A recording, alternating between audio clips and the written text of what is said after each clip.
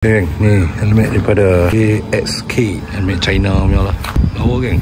Ni yang komik color cream, AXK design dia. Dia ada 3 jenis color, merah, hitam, putih ni kot. Bawah pada 100 geng. Aku tak sangka lah, walaupun dia bawah 100, dia tetap ada ni, apa panggil apa, double visor. Double visor jenis apa orang panggil, lady kan, dragonfly punya mata kan, sekerat je lah, bukan full lah. Ni visor utama, ni visor kedua. Dia punya interior merah dan macam kapet Alcantara.